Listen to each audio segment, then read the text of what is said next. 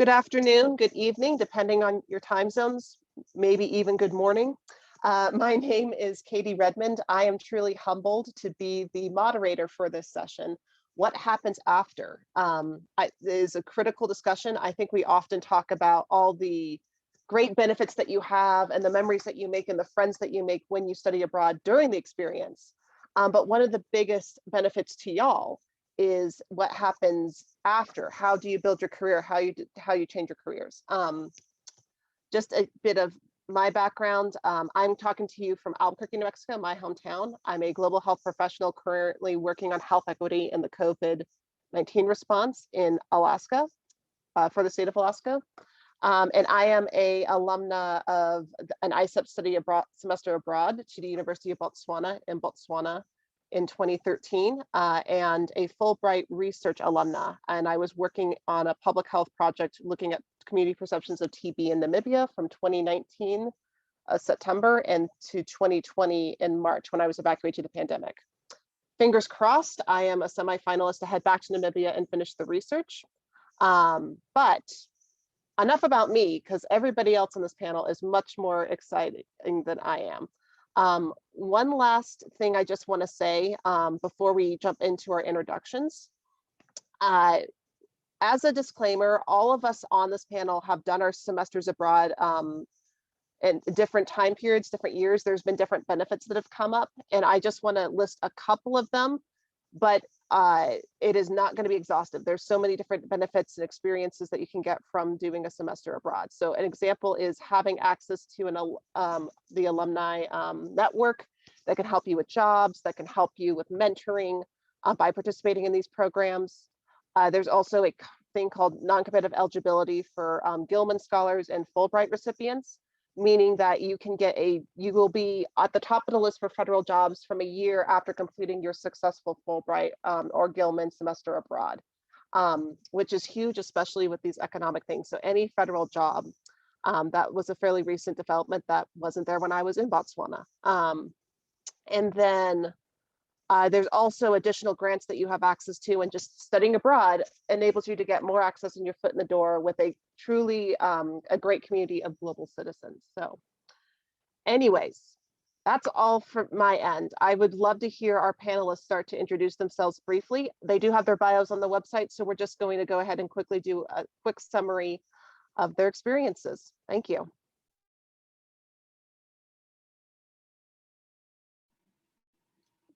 Hello, everyone. I am Christopher Browne. I studied abroad in Switzerland in 2008, 2009. Awesome opportunity. My school was Brooklyn College, so I am in New York City. I am now the CEO and the co-founder of the Buckler Group. It's the whisperer for all things, all youth and millennial service providers in both private and public sector. So we do a lot of projects, programs, just retention, recruitment, design for countries, for institutions, individuals all over the world. And I'm happy to be a part. I didn't know the benefits. Well, in 2008, there weren't that much benefits. So I am happy to be able to share how I did it, and I'm sure the other panelists as well is happy to share.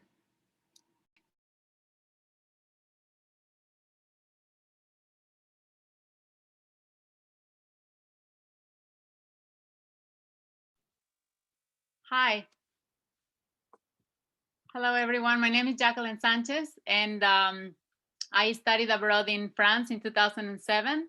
I studied international business in college, and when I was studying, I learned about Gilman, and Gilman gave me the opportunity to travel and live in Europe for the first time in my life. So it was a wonderful experience, and I was able to get financial support from Gilman. And that was the first step, and what it made it feasible for me to go over there. And after that, I decided to do different international experiences, and my career has immersed me into the climate change and environmental sectors and renewable energy. So I've been working on policy and international development on those areas, and I would be happy to share more with you about it later. But consider Gilman and all the scholarships, and you should live this experience for yourself. Thank you.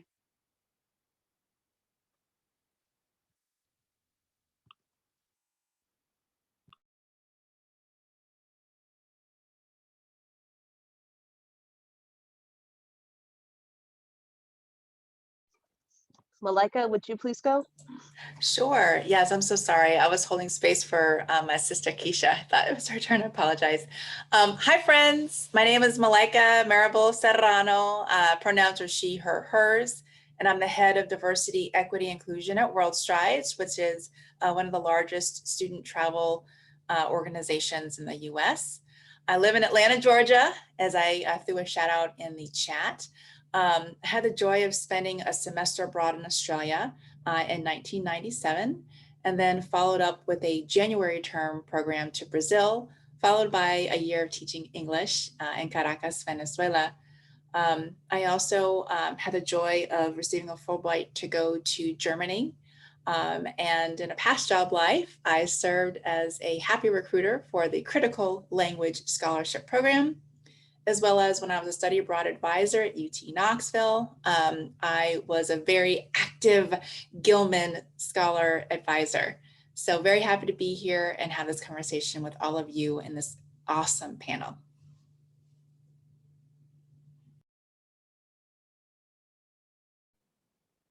Hi, everybody. I'm Keisha Abraham. Very happy to be here as well. I am the president and lead consultant at the Abraham Consulting Agency. I'm very happy to run my own business now and doing work that is specifically engaging opportunities for us to consider our agency, to use our agency more to make positive social change in international education and other spaces. I have been a faculty member for a long time, teaching African diaspora literature and culture, which is what my Fulbright and all of my study abroad experiences combined were really focused on. I initially studied abroad the first time when I was 12. We don't have to say what year that was. And then again, when I was in high school, I went to Italy to study abroad. And then in college, I studied abroad in Zimbabwe while I was at Spelman. And primarily because I wanted to go to South Africa, but Zimbabwe was the option we had at the time. This was in 1993. And since then, I have had 2 Fulbrights. The first was in Trinidad and Tobago, and the second was in India. And I've been an advisor for Gilman for many years, and CLS, which is how I met Malaika originally, many years ago. And I continue to advise for all of those programs, but independently now, as I work with many service organizations, study abroad provider organizations, and universities, specifically HBCUs, to continue to uplift international education in all of the spaces that we need to do that work in. See, you take the first opportunity, the international experiences just keep coming. So let's, Christopher, if you can start off with this question: how has study abroad changed your personal life? Of course. For me, the study abroad process, really gave me the chance to expand my perceived limits. So just a little bit about that. So I had to raise around $21,000 to study abroad in Switzerland. So I got the call. I was accepted for the Gilman scholarship. I was in Jamaica at the time, and the departure date was in 3 weeks. So after the vacation, I came back to the US, New York, and I had like 2.5 weeks left. So I just cut my travel short and came back. And I had the duty to now raise a lot of money. The school was one of the most expensive schools, Schiller International University in Switzerland, $31,000 a semester. My father only gave me $50 to go, and I was tasked to raise 21K, and I did it. Because so what I wanted to do, who I could engage with these type of questions. For me, my scope was limited. I never studied abroad before. And so with this, I was able to expand my boundaries, expand my horizons, even expand, just create larger goals for myself. So regarding my personal life, the study abroad experience really made me comfortable in my own skin and have me even make wider, broader, more larger goals for myself.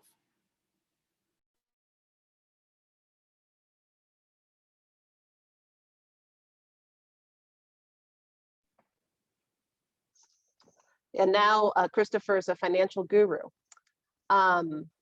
Jacqueline, could you start? What was your experience? How did it change your personal life?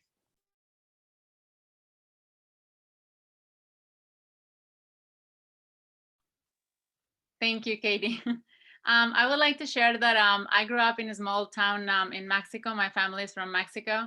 And living in a small town, I didn't think I would have these international opportunities to study abroad. That was not even in my head. Learning another language, it was very not an idea to think of.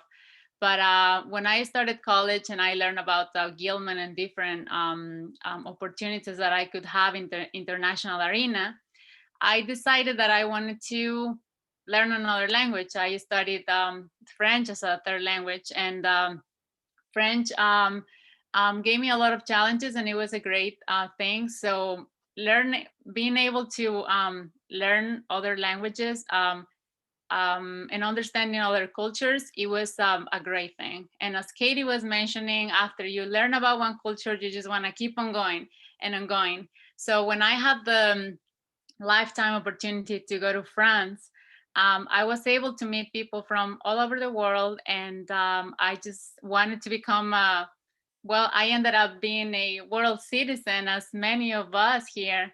And I was just learning from different people, and every person that I would meet, it would really inspire me.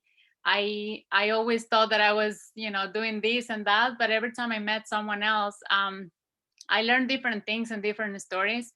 And so every single time, I just wanted to be better as a person and also growing as a professional as well, but always being humble. And I think, receiving the Gilman Scholarship gave me an opportunity to embrace all this, and also to meet a lot of fellow alumni that were in the same situation as I. And everyone has their own story, and I was just been learning from everyone. But I think that after that, I've been just wanted to travel to this place or this other place, but I'm also very interested in learning about different cultures, different languages, and I just want to get very close to whoever I go. I just don't like to be, I like to be more at a deeper level and not just like visiting one place and, I check mark a place. I really want to get to know the country and the people and the culture. So I think it changed my personal life, and I think I became more outgoing person. And I was also able to pursue my sister to also apply for the Gilman Scholarship, and she also got the scholarship, and she went to Denmark for 1 year as well. And it was the same situation, her first time ever. And I feel very happy that I was able to support her on that. But also I was able to advise other students while I was in college to help them in a personal way to go over there. So, it just changed my worldview perspective. That's how I have changed in a personal way. So.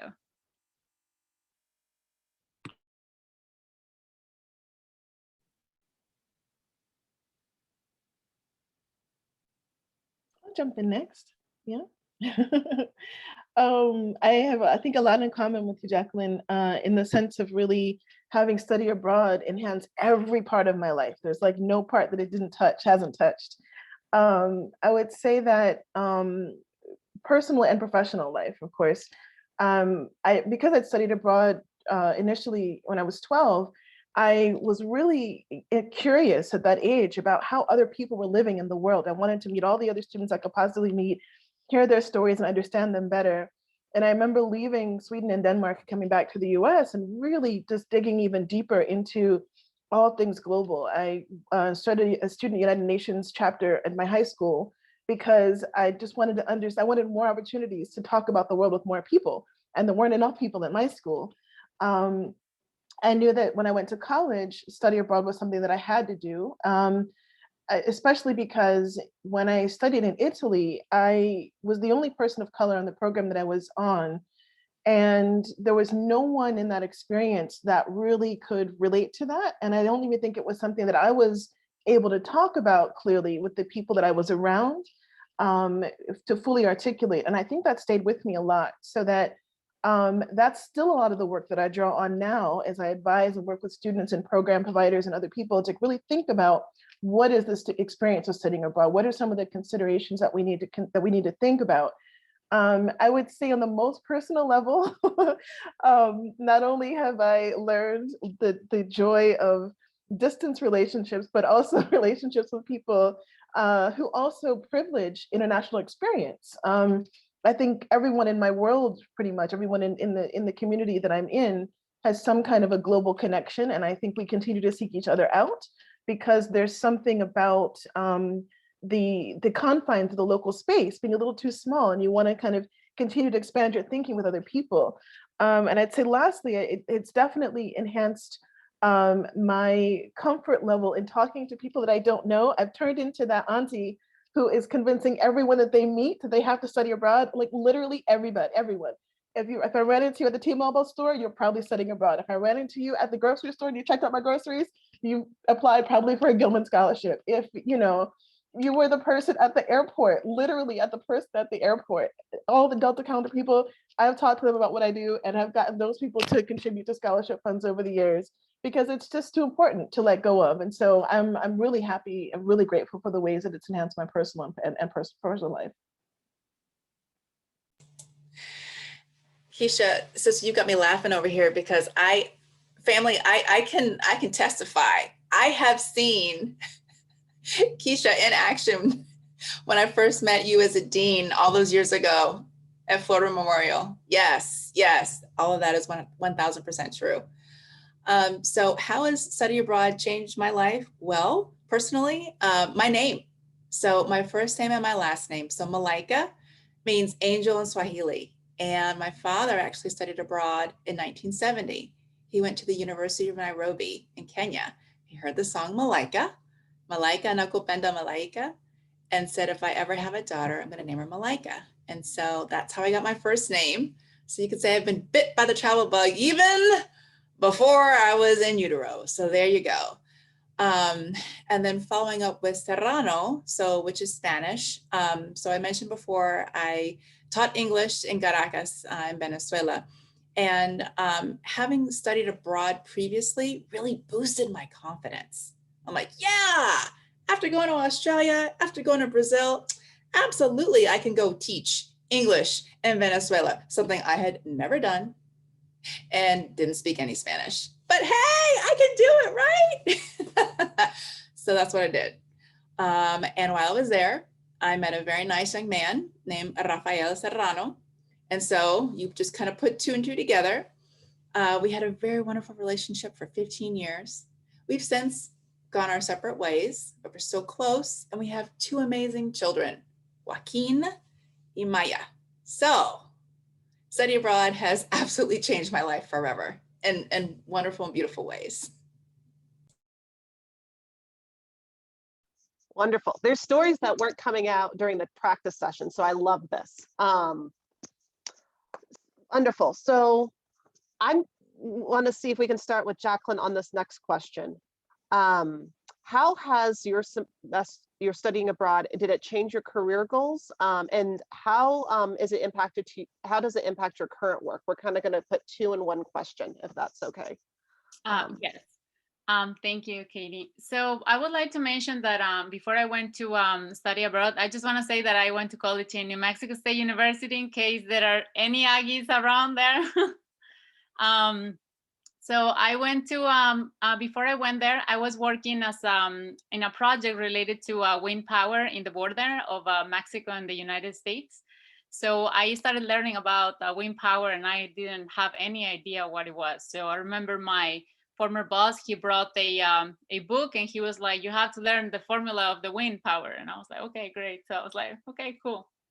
So when I was in France, of course, Europe has been one of the leaders in renewable energy, wind power. And every time I was there, I was just amazed by just being on the train and just seeing the different wind turbines all over the place. So I started doing more research on that. And one of my initial ideas was to do a master's degree in renewable energy. That's what I wanted to do. But then I was in France and I made a lot of friends. And then after I finished college, I decided to go to Mexico and spend some time with my family. And at the same time, I was in Mexico City. I remember that I was scared to go to Mexico City because it's such a big city and whatever you see on the news is scary. And I grew up in Mexico, but going to Mexico City was very challenging and scary when I was a kid. So after college, I was living in, I went to Mexico City for vacations, and after that vacation became 7 years living in Mexico City. So I really enjoyed living in Mexico City because it was such a cosmopolitan area.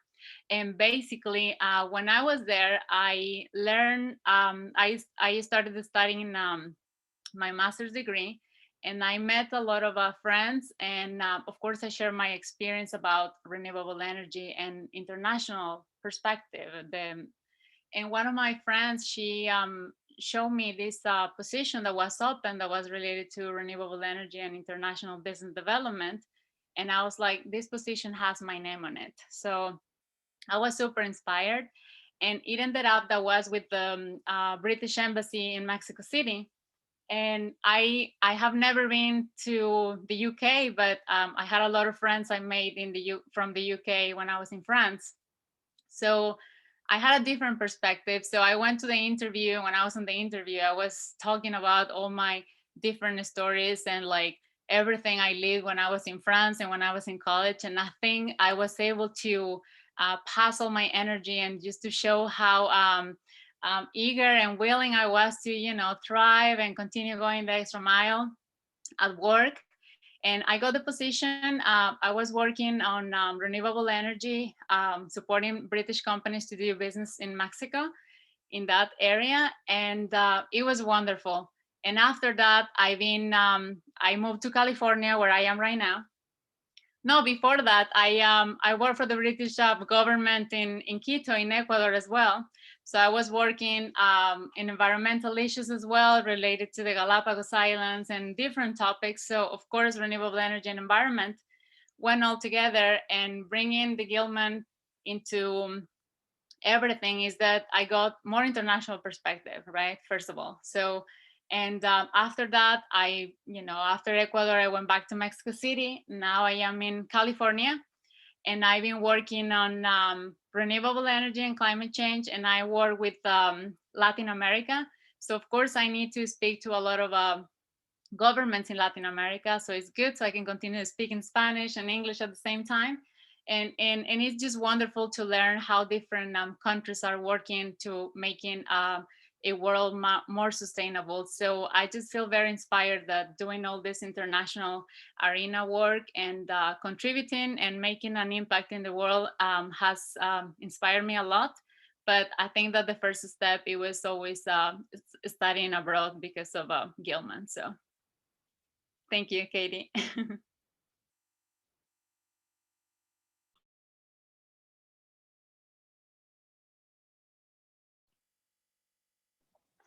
No, thank you. Really insightful experience. And you, again, not only are you working abroad, you're also working on other projects that are really challenging issues facing the world with people that all these issues are impacting. Dr. Abraham and Keisha, how has that impacted your career currently? So I never knew when I was in college, I never knew that study abroad or working in study abroad was a direction. That wasn't a conversation that we were having back then.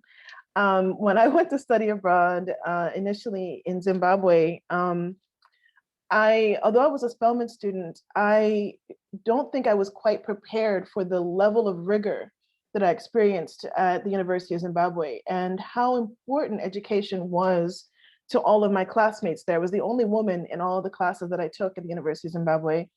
And I was intentionally there to study African feminisms and literature.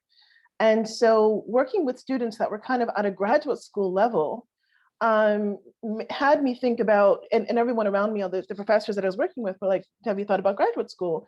And I had thought about it, but I didn't really understand why I needed to be thinking about it until I was in courses where the level of study was such that we were expected to publish and all of this.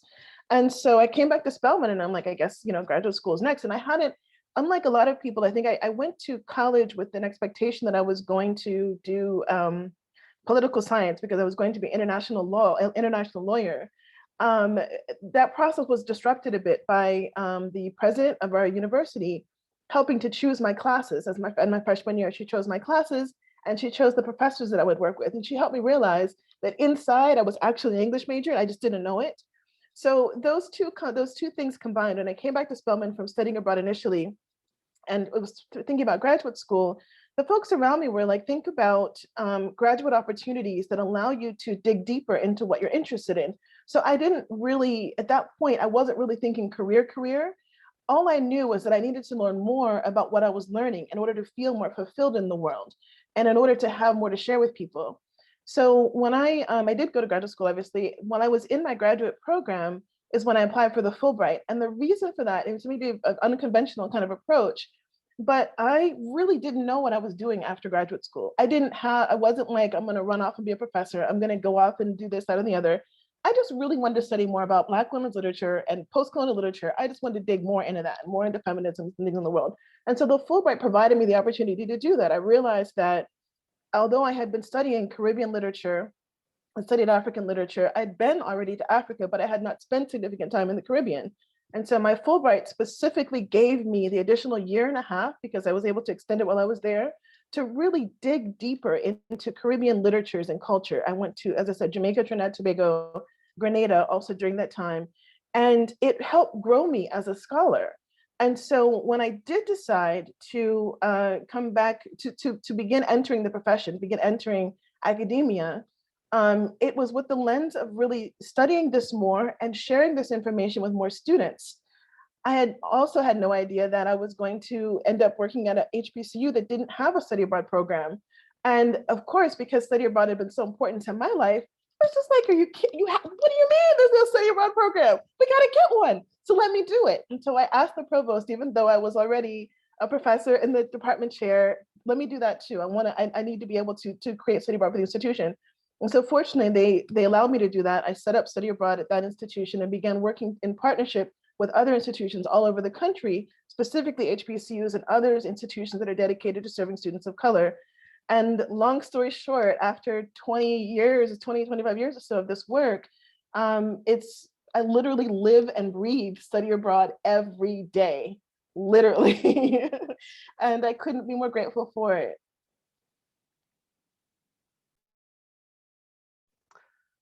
And I can back that up. When I first met with Dr. Abraham, she was coming straight out of a meeting with educators in Eswatini, our Swaziland, if people aren't familiar with the name change. And that's just got to be an incredible experience. You get to talk to people from all over the world and constantly learn and constantly be humbled. Like, I think that would be a dream career for many people.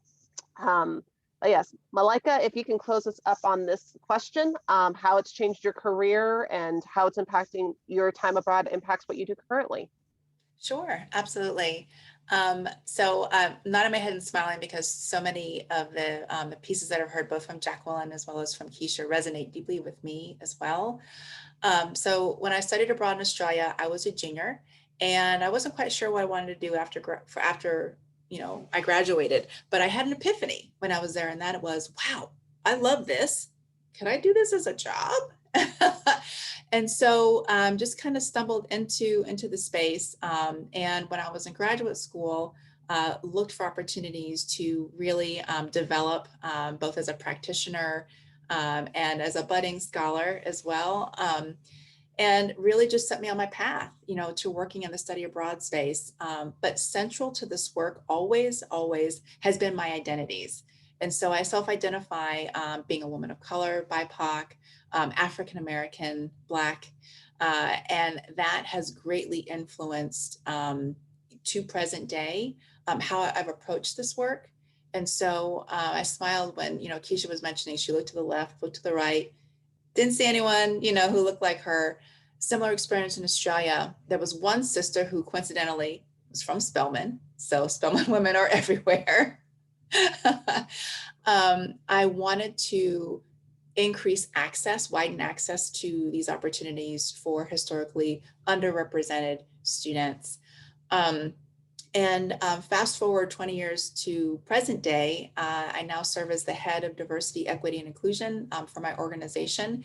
And this is something that's relatively new, I would say, within the study abroad, education abroad, or even international education spaces. And so that's really exciting. And for friends who are listening in today, I just want you all to know that there is a space that intersections of diversity, equity, inclusion, and international education. So sky's the limit.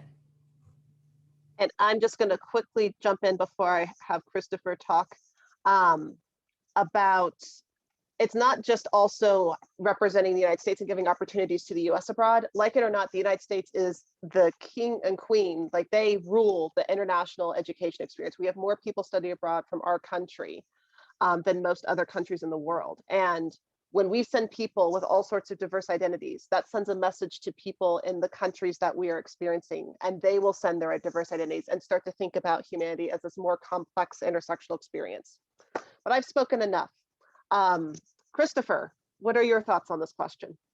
Oh, it's a very important question. For me, I was going onto the track to be very revenue driven instead of conscious driven. So regarding my career, I was the only one in Switzerland that looked like me. Especially in the school that I attended. I mean, here's of all rigs,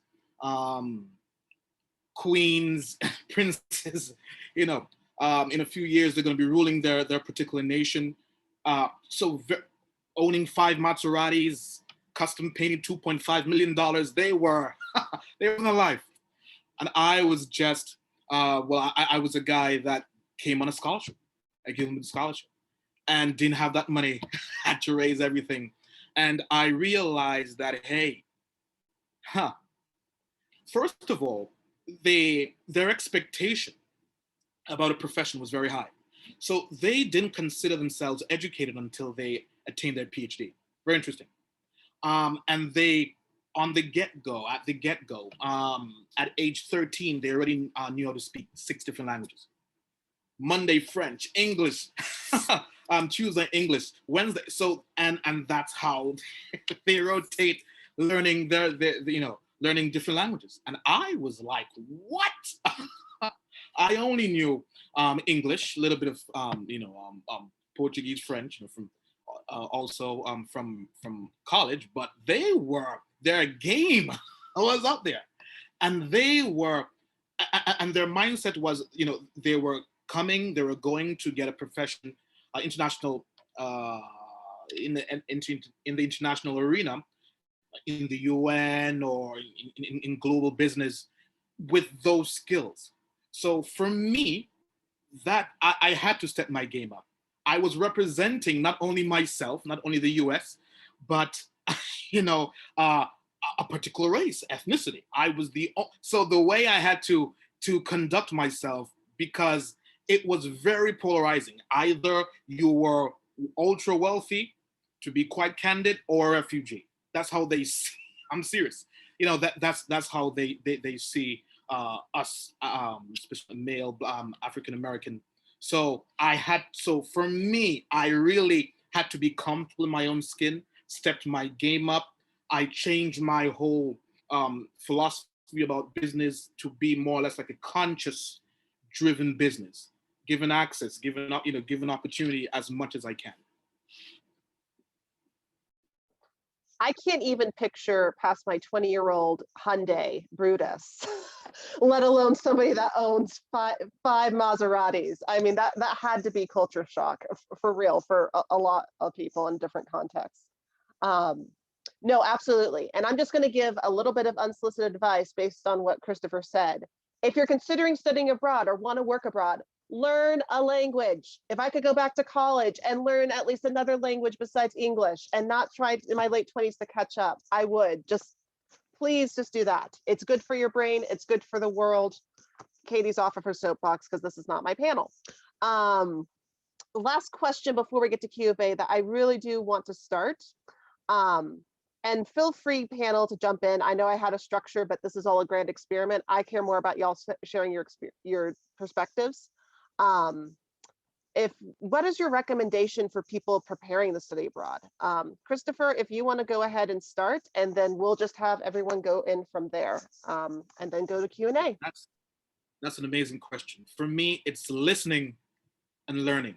Oh my gosh, listening and learning.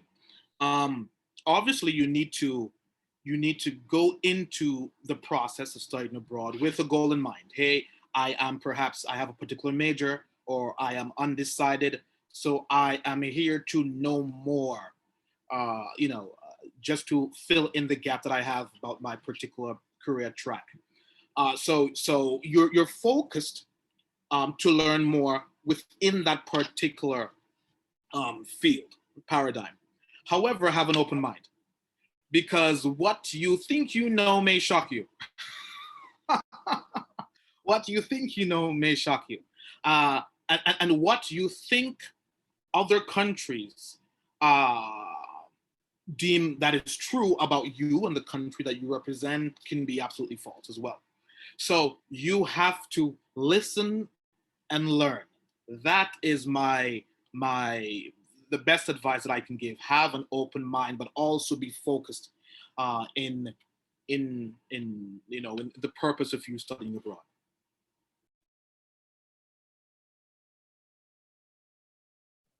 No, definitely let the country define its own experience, the experience for you. That's the approach that I've taken. Anyone else who would like to share their experiences? We can just popcorn this. Okay, I'll popcorn in here. So one piece of advice would be to involve either family or loved ones early and often in the process. I actually found a letter I'd written my mother before I went abroad, so I thought that was kind of cute. But folk are excited to follow along your journey. And what I find is that, particularly when we're speaking around and to folk from historically underrepresented communities in the education abroad space, it's really important to focus in on the assets that we are bringing to the table. A lot of us, myself included, are coming from predominantly white institutions. I went to USC, the University of Southern California.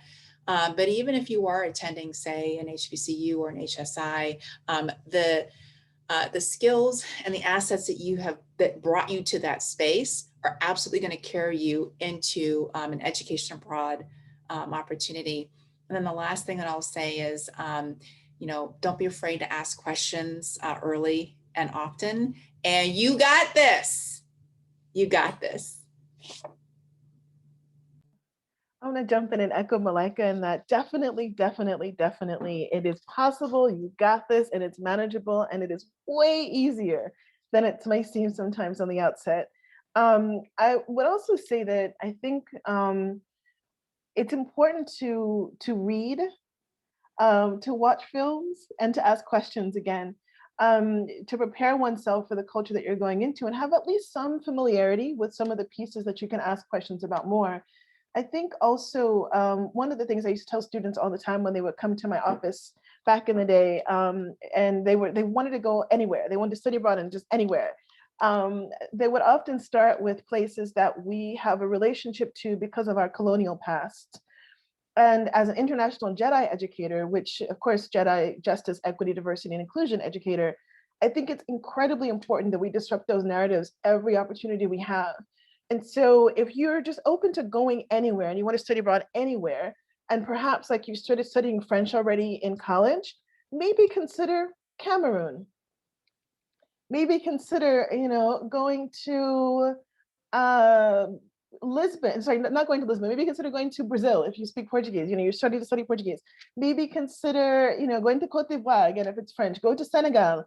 Go to places that are farther than you ever have imagined yourself going, because the easy places you can always hit either on your way there or your way back. I'm nothing against the UK or Europe or anything like that at all, but I think that study abroad, especially when you're an undergraduate, is an opportunity to really, really see how far the money can really take you, how far the investment can take you. How deep can you get away from your own experience so that you're getting the most complexity, the most complex kind of understanding of the world that you can get, because that will inevitably enhance everything else that you do after that.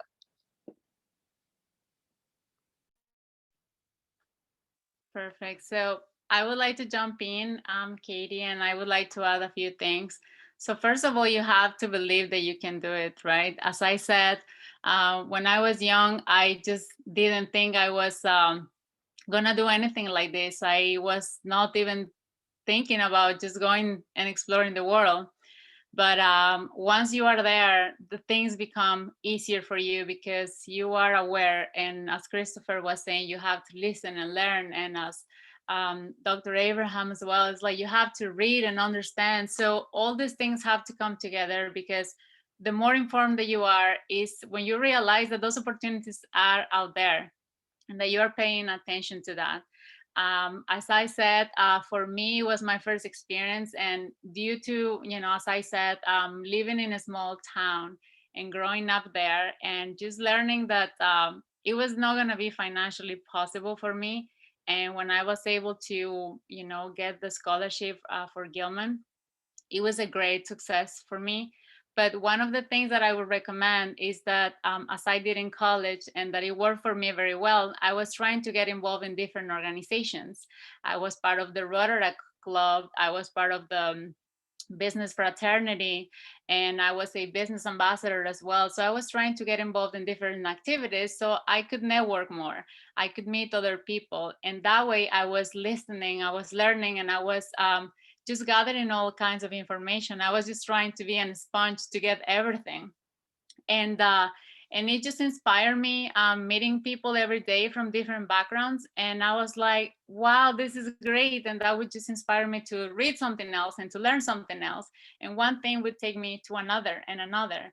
And I just want to say that, of course, for the financial part, I think it's very important that if you're involved with more organizations, that's going to give you more leadership skills and different other skills that you can bring together whenever it's time to write an essay for the Gilman Scholarship or for the Fulbright, or just to any other scholarship that your college may be offering. And yes, I got several scholarships, not only the Gilman. So as I was sharing with the panel, my parents were like, how can we help you? And I was like, I got everything covered, so it's fine. So, but they decided to give me my flight ticket. So they were happy doing that, and I was very happy. And yeah, and one other thing, whenever you are even in a country that you are familiar with, or some other country that you're not, you're gonna have a cultural shock. You're gonna go out of your comfort zone. However, that's gonna help you grow as a person a lot, and that's gonna expand your horizon very well. And I just want to say that I got a lot of skills to survive as well as a person, and I am a very proud individual who has been able to, live in cities as Mexico City, Ecuador, and just go to different places and just making sure that I am safe and I am informed, and I just have the confidence to go and talk to people and just don't be afraid. And that has helped me a lot as well with my professional development. So I'll be here and I'm on LinkedIn. So feel free to reach out, and you can do it. This is possible, and it's a lifetime experience. So thank you. No, thank you all. And I knew we were going to run short on time. So everybody is on LinkedIn. We are going to ask one question, and we'll see if we have any time for the other. But if anybody would like to participate, interestingly, everybody on this panel does not have experience with the federal government, it sounds like, in terms of the benefits after the programs, as that's the common narrative you hear with study abroad programs. So how have you seen that these programs have benefited you in the private sector, not affiliated with the federal government, real quick? Yeah, I'm going to definitely jump in really quick. There's so much. I think truly everyone has to study abroad because every job, everywhere, everything is better when everyone does it. So I know that in the private sector, people really need people who understand people from different cultures more than anything. I've worked with a lot of students who were studying science, for example, health and natural sciences, and many of them thought that they couldn't study abroad or that it wasn't for them. But ultimately, if you're going to work with humans in any way, you're going to work with humans. Study abroad benefits you. And so I think more and more we're seeing international education in different ways, articulated in different ways, showing up as part of what universities are looking for in their hiring practices. More and more, we're seeing international experiences showing up in the professional realm, especially when it comes to advising students, whether it's formally at a university or in a satellite kind of program. Now in international education, I can't make a strong enough plug for the fact that there is a whole industry of international education professionals. And there is still a lack of diversity within international education as a profession. And this is not a government kind of position. There are some of those, obviously those exist, but the majority of the people who are working in international education are working in government programs. And we need people with study abroad experience to be able to bring more people along in this work. Absolutely. And unfortunately, we are short on time. I hate being the moderator for this job. If we could have 2 hours, I would give us all 2 hours. But I just wanted to take some time to thank each and every one of our panelists. They are all very busy individuals. As you can tell, they have built their success through study abroad. And real quick, I will just give a testify. I did not know that I could work in a more fulfilling career path in global health and public health as a woman with a disability until I had the opportunity to go to Botswana. And quick pitch, if anybody wants to try and go off the beaten path, as Dr. Abraham alluded to, please pick one of the regions for the countries that you're going to next week. And also, we do have a survey. We appreciate the feedback. We know we could do better, i.e. Katie's organization skills creating awkward silences. Please feel free to give us feedback. We want this to be a sustainable conference. We want this to be useful to y'all. I wish we had more time for Q&A, but please reach out to us on LinkedIn. Please pick a region tomorrow and the areas that you'd be interested in. But it was truly a pleasure. Thank you all so much. Please keep up the great work that you're doing to be inclusive, and everyone else, please study abroad. We need to have this fight. We need people to hold their place, and the more people study abroad, the more that these issues are going to have more people to discuss things and those broader perspectives, and also the inclusion and equity.